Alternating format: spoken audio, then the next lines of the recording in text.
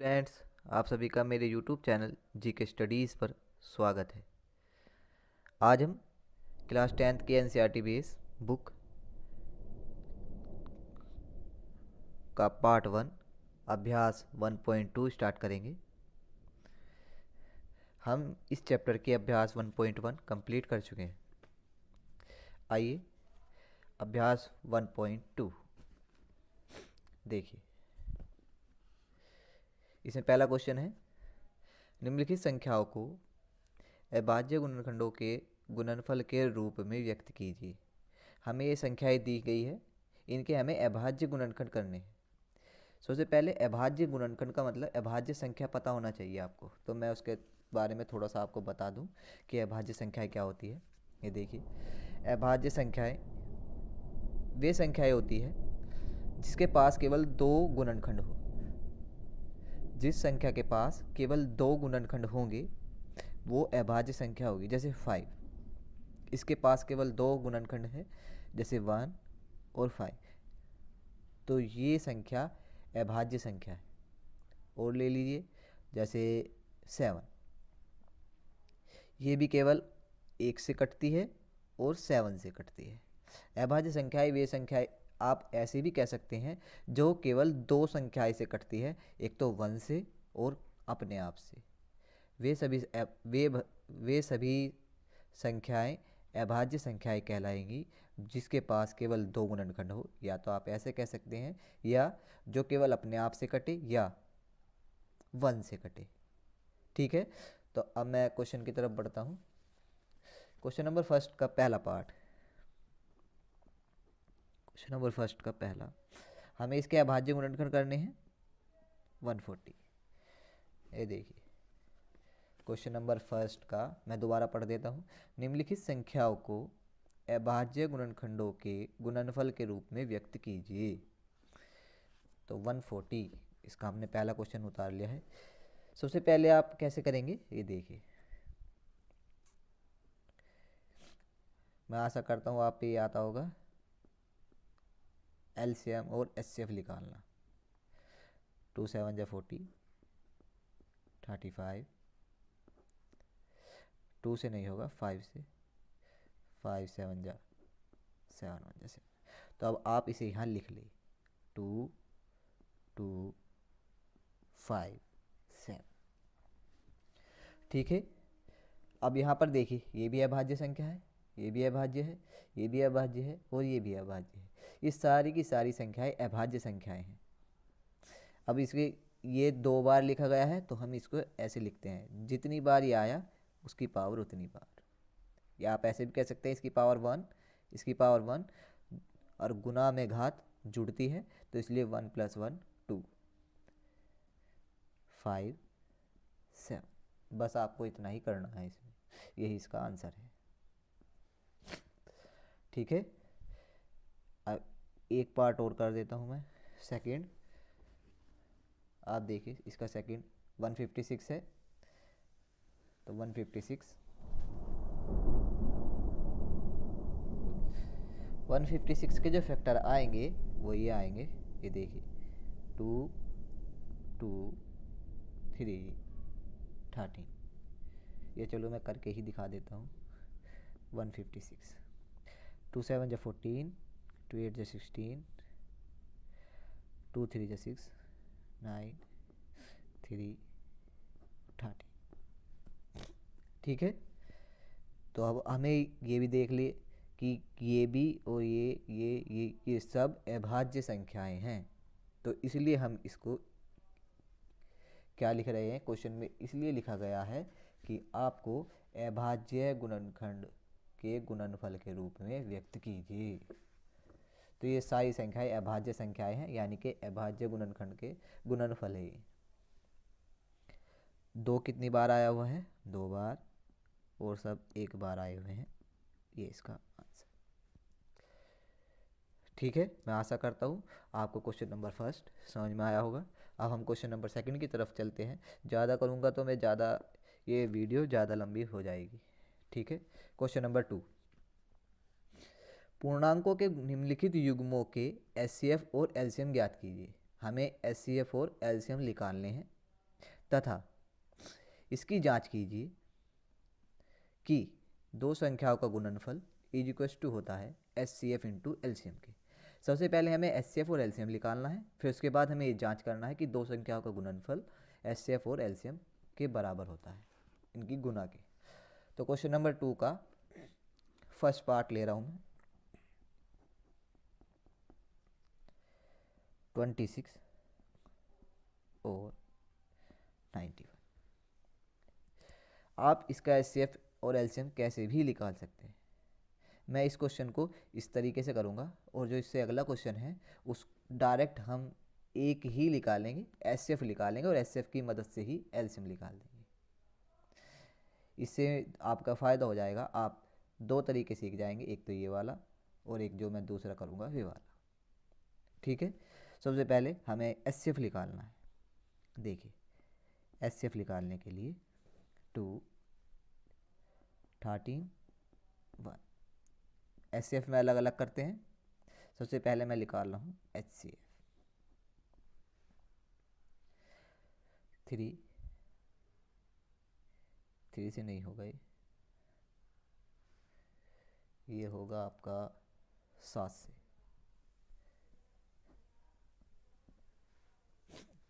तो ये 26 का आया 2 इंटू 13 और 91 का आया 7 इंटू 13।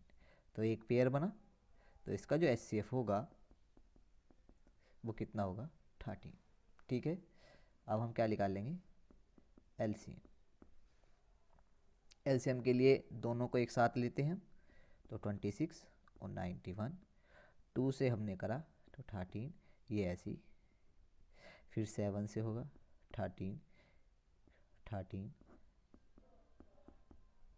तो इसका जो LCM आएगा वो आएगा 2 7 13। इन सब की मल्टीप्लाई आपकी आ जाएगी 182। तो आप देख सकते हैं हमने HCF भी फाइंड कर लिया है और LCM भी फाइंड कर लिया है। ठीक है, अब क्वेश्चन में हमें बताया गया है कि आपको सबसे पहले क्या निकालना है, HCF और LCM। ये हमने फाइंड कर लिया है। अब हमें दिखाना है कि दो संख्याओं का गुणनफल, यानी कि जो ये दो संख्याएं हैं इन दोनों की गुना कीजिए, और गुना करने के बाद उनके HCF और LCM की गुना कीजिए, और दोनों की गुना करने के बाद इन दोनों की गुना और HCF और LCM की गुना दोनों बराबर आनी चाहिए, ये हमें दिखाना है। ठीक है, तो मैं यहाँ पहले लिख लेता हूँ कि हमें दिखाना क्या है। हमें सिद्ध करना है कि दो संख्याओं का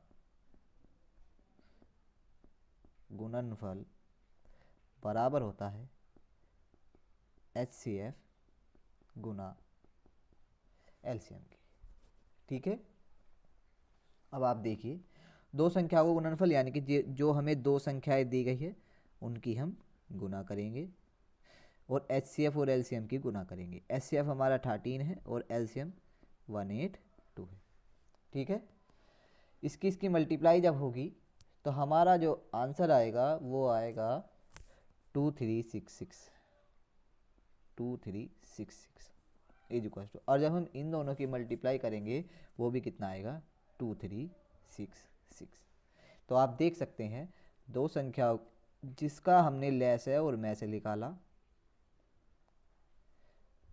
उसकी भी गुना कितनी आई 2366, और HCF और LCM की गुना भी कितनी आई 2366। ये हमें दोनों पार्ट इसमें करने थे। तो क्वेश्चन नंबर 2 का फर्स्ट पार्ट आपका कंप्लीट, हैंस प्रूव। ओके, मैं इसके ज़्यादा पार्ट नहीं करूँगा, मैं क्वेश्चन नंबर 3 की तरफ बढ़ता हूँ। क्वेश्चन नंबर 3, मैं आशा करता हूँ ये आप सभी को समझ में आया। मैं एक बार दोबारा इसको रिपीट कर देता हूँ। देखिए सबसे पहले हमें क्या निकालना है, इसके HCF और LCM निकालने हैं। तो सबसे पहले HCF निकाला। HCF निकालने के लिए अलग अलग करते हैं, तो अलग अलग करा, 26 का अलग और 91 का अलग।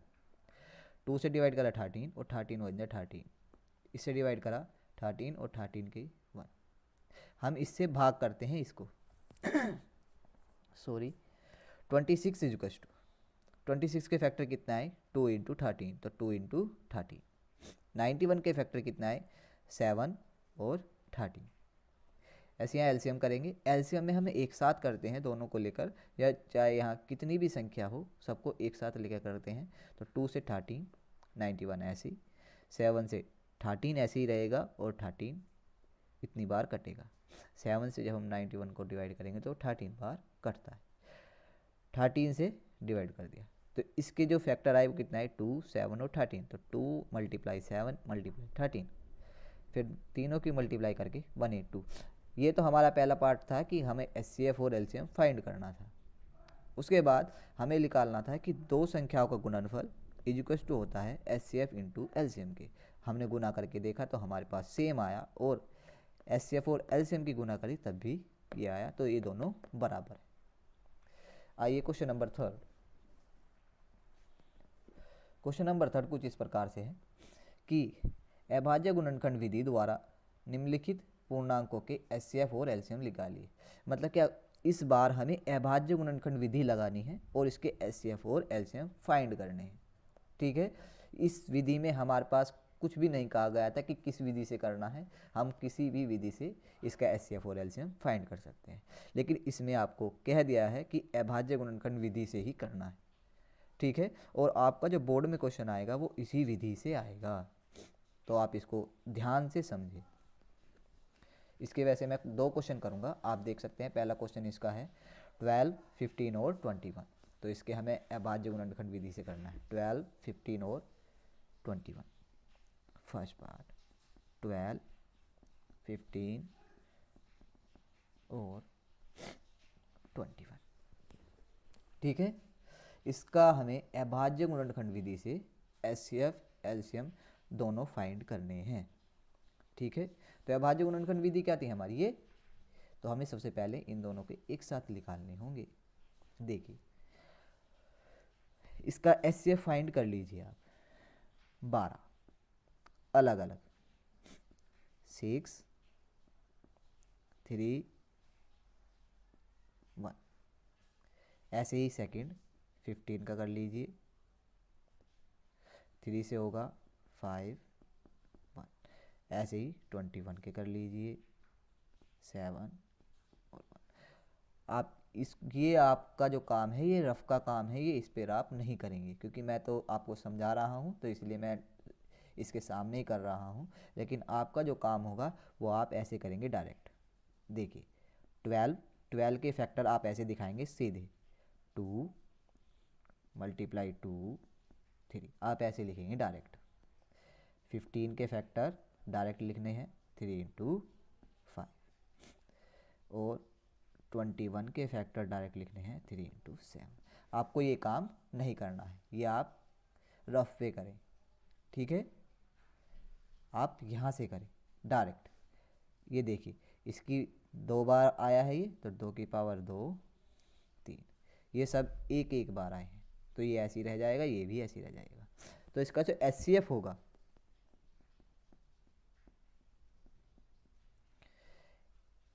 एचसीएफ क्या होता है, जो सबसे कम बार आया है, सबसे कम बार, जैसे 3 एक बार, यहाँ भी 3 एक बार, और यहाँ भी 3 एक बार, तो इसका एचसीएफ हो गया 3। 2 लेकिन यहाँ 2 बार और तीनों में आना चाहिए वो, जैसे 3 इसमें भी है और इसमें भी है और इसमें भी है, तो इसका एचसीएफ हो गया 3।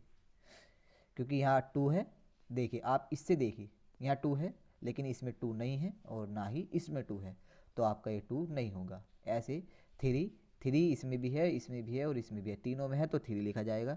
5 इसमें है, इसमें नहीं है और इसमें नहीं है, तो नहीं होगा। 7 इसमें है, इसमें नहीं है और इसमें नहीं है। ऐसे भी आप कर सकते हैं, ऐसे पेयर बनाकर। ये पेयर ये तीनों में बनना चाहिए, अगर यहाँ 3 संख्या है तो तीनों में आना चाहिए, तो जब ही एचसीएफ आएगा हमारा। अब मैं इसका एलसीएम इधर ही फाइंड कर देता हूँ। LCM is equal to, LCM क्या होता है, किसी की भी हाईएस्ट पावर इसके अनुसार। यहाँ देखिए 2 कितनी बार आया है हाईएस्ट में, 2 बार आया है, तो यहाँ 2 की पावर 2 को हम 2 लिख देंगे, 2 बार। ठीक है, 3 यहाँ भी 1 बार आया है, इसमें भी 1 बार आया है और इसमें भी 1 बार आया है, तो यहाँ 1 बार ही लिखेंगे। ओके, 5 इसमें भी आया है, 1 बार ही आया है तो 5 लिखेंगे, 7 1 बार तो 7। कहने का मतलब है कि 2 बार आया था, भले ही इसमें ना आया हो, एचसीएफ और एलसीएम में अंतर है। एलसीएम में हम क्या देखते हैं, 2 जितनी बार आया है, यहाँ 2 की पावर 2 है, यहाँ मान लो 2 एक बार आता, यहाँ भी एक बार आता, लेकिन 2 की पावर ज़्यादा है सबसे 2, तो यहाँ हम 2 बार ही लिखेंगे। यहाँ 3 1 बार आया, इसमें भी 1 बार आया, इसमें भी 1 बार आया है, तो यहाँ 3 लिखेंगे, एक बार केवल, क्योंकि यहाँ 3 की हाईएस्ट पावर 1 है, 5 की हाईएस्ट पावर 1 है, 7 की हाईएस्ट पावर 1 है। हाईएस्ट पावर का मतलब इसकी घात, 5 की घात 1 है, 7 की घात 1 है, यहाँ भी सबसे बड़ी घात 3 की 1 है, तो यहाँ सबसे बड़ी घात। अब इन सब की मल्टीप्लाई आप डायरेक्ट ऐसे कर सकते हैं, आपको ऐसे अलग अलग करने के लिए ये नहीं करना पड़ेगा, आप ये वाली विधि अपना सकते हैं। ये है अभाज्य गुणनखंड विधि।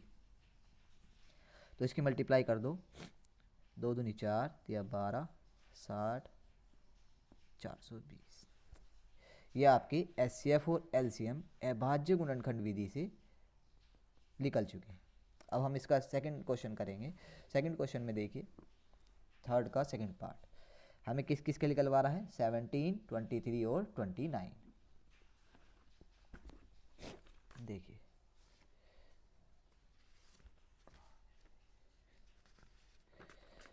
ये देखिए क्वेश्चन नंबर थर्ड का सेकंड, किस किस का हमें फाइंड करना है, 17, 23 और 29। मैं आपको जैसे आप पेपर में करेंगे ऐसे करके दिखा रहा हूँ। देखिए आपको पेपर में ऐसे लिखना है, अभाज्य गुणनखंड विधि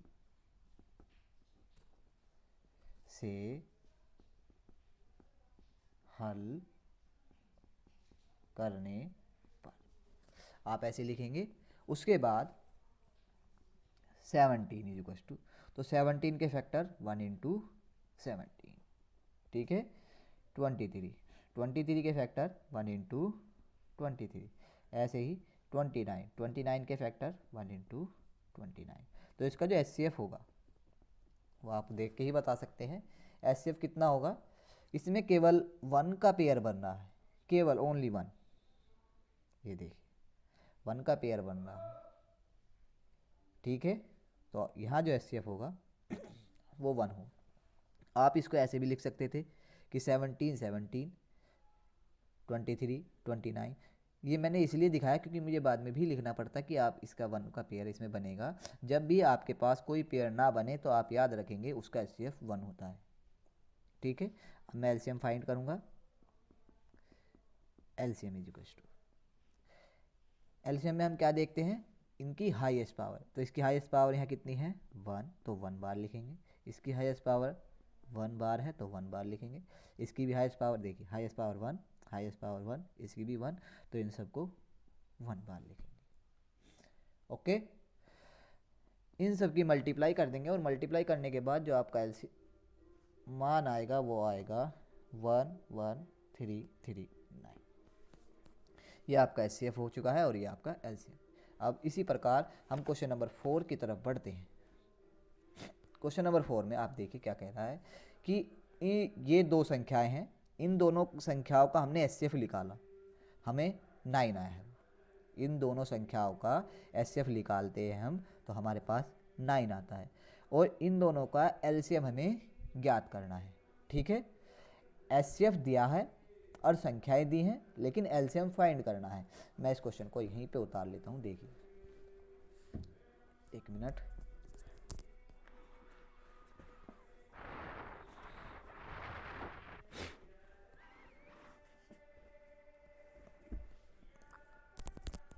ऐसे ही उतारना पड़ेगा क्वेश्चन नंबर 4। हमें क्या क्या दिया है, मैं सारा उतारता हूँ। एचसीएफ दिया है 306 और 657, इसका हमें एचसीएफ दिया है 9, ओके। और हमें एलसीएम फाइंड करना है 306, 657। ये हमें निकालना है। देखिए हमारे पास दो संख्याएं हैं, दो संख्याएं हैं, तो इन हमारे पास फॉर्मूला है, इस फॉर्मूले से हम इसको निकालेंगे। उत्तर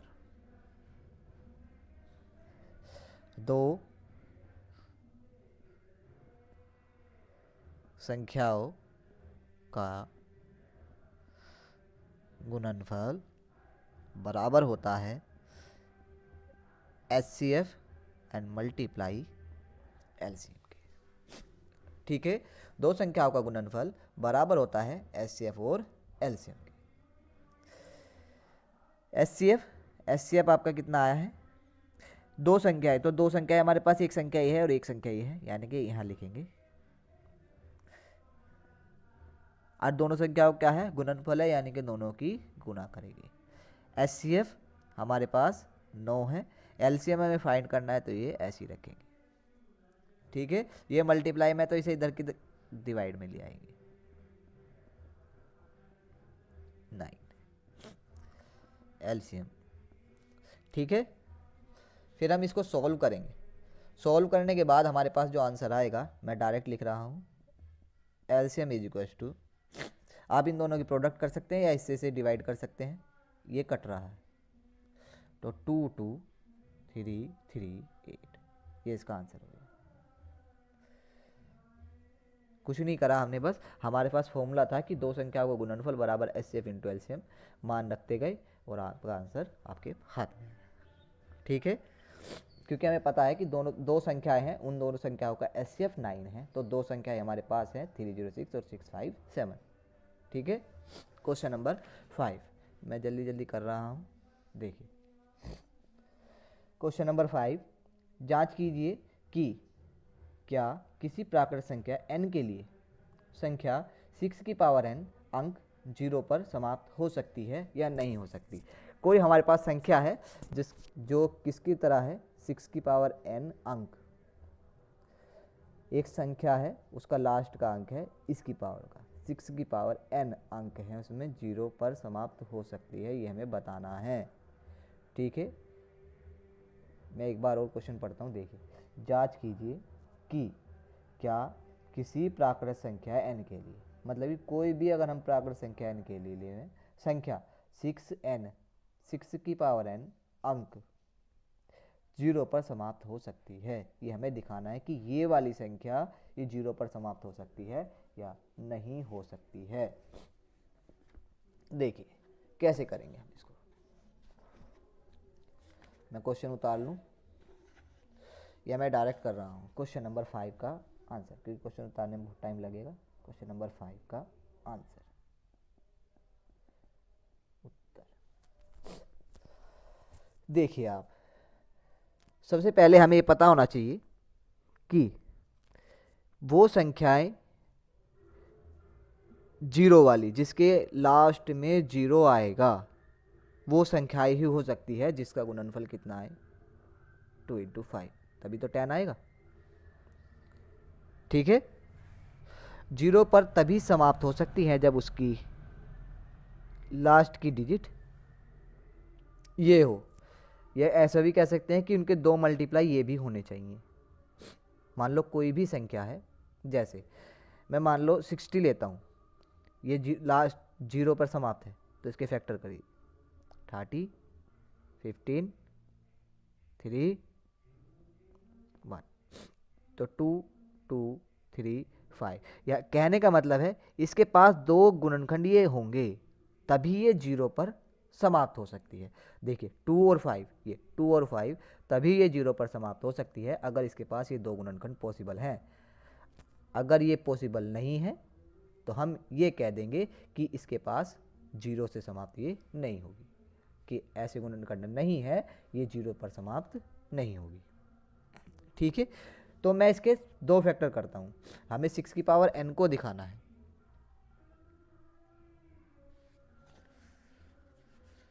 देखिए हम यहाँ लिखेंगे, यदि कोई संख्या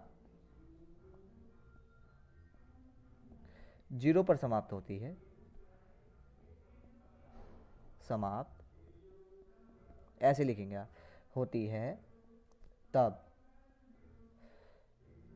क्या होना चाहिए उसमें, 2 × 5 गुणनखंड होना चाहिए, गुणनखंड होना चाहिए, मतलब कि ये 2 गुणनखंड उसमें आने चाहिए, तभी हमारी संख्या 0 पर समाप्त हो सकती है। अब इसमें देखिए आप 6 की पावर n है हमारे पास, इसके जब मैं फैक्टर करता हूँ 6 के, तो 2 × 3 की पावर n, 2 तो इसमें है लेकिन क्या नहीं है, इसमें 5 नहीं है, तो ये 0 पर समाप्त नहीं होगी। ठीक है, तो हम यही लिखेंगे। अतः ऐसे भी लिख सकते हैं 6 की पावर n में 2 × 5 गुणनखंड सम्मिलित नहीं है।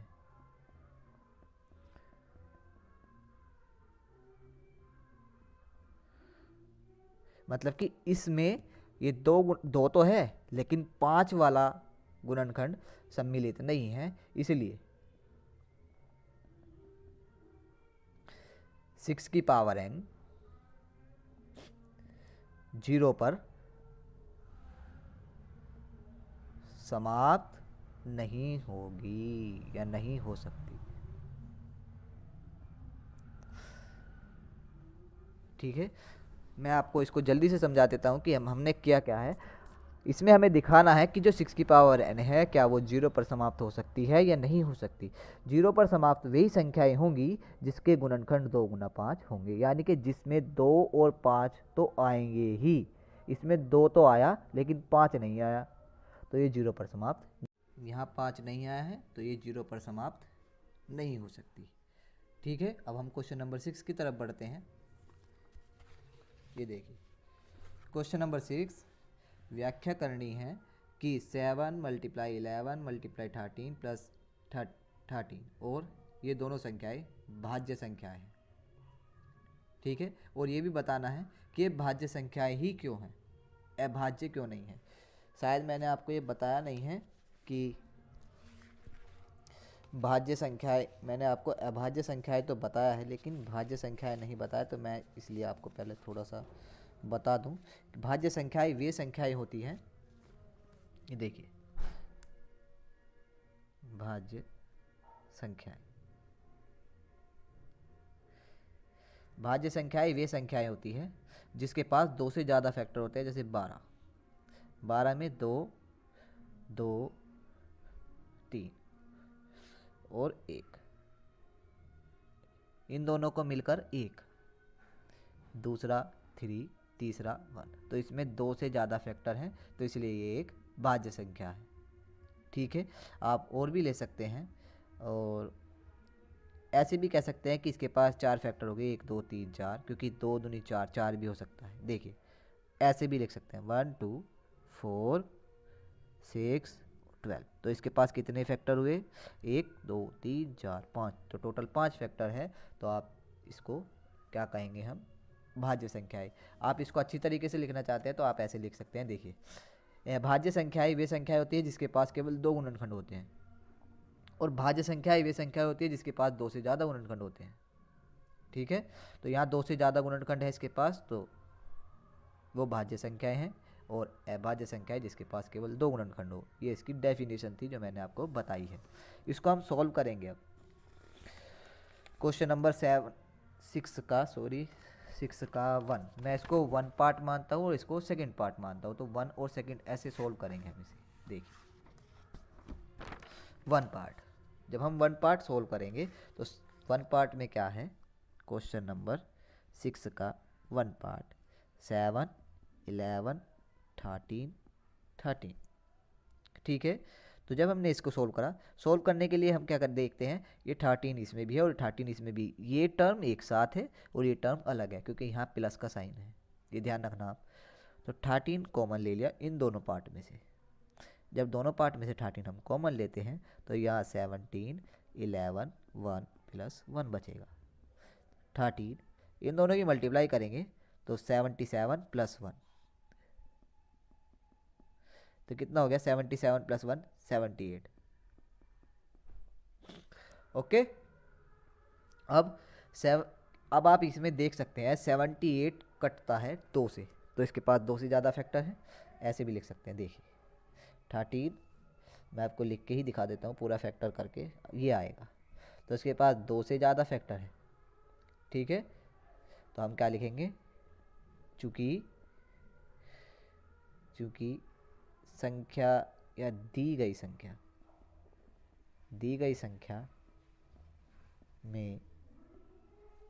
संख्या में 2 से ज़्यादा गुणनखंड है, 2 से ज़्यादा गुणनखंड दी गई संख्या के लिखिए के, दी गई संख्या के 2 से ज़्यादा गुणनखंड है, इसलिए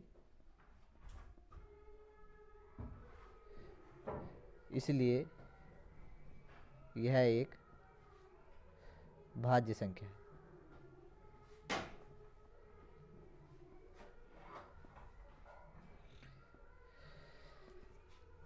तो ये भाज्य संख्या क्यों हुई, ये इसका रीज़न है, क्योंकि इसके पास 2 से ज़्यादा गुणनखंड है। आपको ये लिखना पड़ेगा।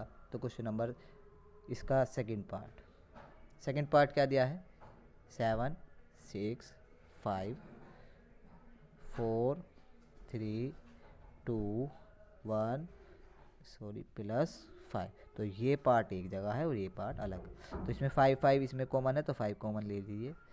7 6 5 4 यहाँ आएगा 1 4 3 2 1 प्लस, ये गलत ही हो गया, मैं दोबारा ही लिखता हूँ, इसके दोबारा ही सोल्व करता हूँ, ठीक है। यहाँ से सेकंड पार्ट 7 6 5 4 3 2 1 +5, ये हमारे पास है। ये प्लस का साइन आया तो 2 पार्ट अलग अलग हो चुके हैं, तो 5 हमने कॉमन ले लिया। देखिए 7 6 5 की जगह 1 आ जाएगा, 4 यहाँ मल्टीप्लाई का चिन्ह है, 3 2 1 +1, 5 तो कॉमन आ चुका है 1, तो ये अब अलग अलग हो गया। इन सब की मल्टीप्लाई करेंगे हम, तो इन दोनों की मल्टीप्लाई कर सब की, तो कितना आएगा आपके पास 1009 आएगा, और +1 इसमें ऐड होगा, तो 5 इंटू कितना आएगा 1010। तो इसके पास 2 से ज़्यादा फैक्टर होंगे, ऐसे भी आप करके दिखा सकते हैं कि इसके पास 2 से ज़्यादा फैक्टर हैं या 2 से ज़्यादा गुणनखंड है, इसलिए यह एक भाज्य। तो आप इसे दोबारा लिखेंगे, दोबारा लिखने के बाद मैं डायरेक्ट लिख रहा हूँ यहाँ कि ये एक भाज्य संख्या है,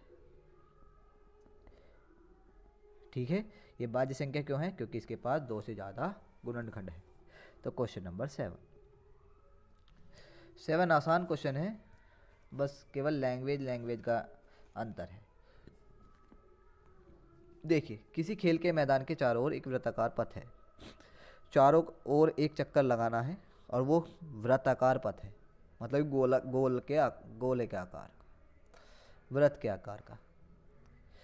इस मैदान का एक चक्कर लगाने में सोनिया को 18 मिनट लगते हैं। जो सोनिया है वो इस चक्कर को, उसका मैदान का एक चक्कर लगाने में 18 मिनट लेती है, जबकि इसी मैदान का एक चक्कर लगाने में रवि को 12 मिनट लगते हैं। रवि 12 मिनट में ये चक्कर पूरा कर देता है। मान लीजिए कि वे दोनों एक स्थान और एक ही समय पर चलना प्रारंभ करें, एक ही दिशा में चलते हैं, तो कितने समय बाद वे पुनः प्रारंभिक स्थान पर मिलेंगे। हमें ये बताना है कि कितने समय बाद वे पुनः प्रारंभिक स्थान पर मिलेंगे, ठीक है। तो हम क्या करेंगे, इन दोनों का एलसीएम निकाल देंगे। जो इन दोनों का एलसीएम आएगा वही हमें बताएगा कि कितने समय बाद वे पुनः मिलेंगे। तो ठीक है, तो हमें क्या निकालना है इसमें, इसका एलसीएम फाइंड करना है। तो क्वेश्चन नंबर 7 का उत्तर, इसका एलसीएम निकालना है। हमें क्या निकालना है, 18 और 12 का एलसीएम ज्ञात करना है, हमें ये फाइंड करना है, ठीक है। तो 18 गुणनखंड 2 3 और 3, चलिए अभी बाद में लिखूंगा, 12, 2, 2, 3। अब देखिए यहाँ 2 एक बार आया तो 2 एक बार, 3 कितनी बार आया, 1 और 1 2, 1 और 1 2। यहाँ पावर से पावर जुड़ गई, यहाँ भी पावर से पावर जुड़ेगी तो 2 की पावर 2, 3। अब इसका हमें एलसीएम फाइंड करना है। यहाँ पर आपको अच्छी तरीके से समझ में आ जाएगा जब हम ऊपर कर रहे थे, क्योंकि उसमें एक एक ही बन रहा था। यहाँ देखिए 2 की पावर 1 है यहाँ, और यहाँ 2 है, तो हाईएस्ट पावर 2 है, तो यहाँ हाईएस्ट पावर लिखेंगे तो 2 की पावर 2। ऐसे यहाँ 3 की हाईएस्ट पावर लिखेंगे तो 3 की हाईएस्ट पावर, 3 की हाईएस्ट पावर का मतलब है ज़्यादा से ज़्यादा घात, तो 3 की ज़्यादा घात 2 है, यहाँ 1 है तो 2 वाली लिखेंगे।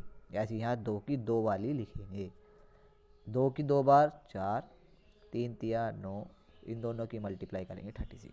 तो इसका मतलब है कि वे 36 मिनट बाद मिलेंगे। तो यहाँ यही लिखना है, सोनिया और रवि 36 मिनट बाद मिलेंगे, और ये आपका कंप्लीट हो चुका है। ठीक है, तो आपको याद रखना है कि इसमें हम एलसीएम निकालेंगे। आई होप ये आप सभी को समझ में आया होगा जितना ही मैंने कराया है। अगर आपको अब भी कुछ डाउट है तो आप मेरे व्हाट्सएप नंबर पर मुझसे अपने डाउट क्लियर कर सकते हैं। अगर आपको ये वीडियो अच्छी लगी हो तो आप कृपया इसे लाइक करें और सब्सक्राइब करें, और ज़्यादा से ज़्यादा अपने दोस्तों के साथ शेयर करें। Thank you.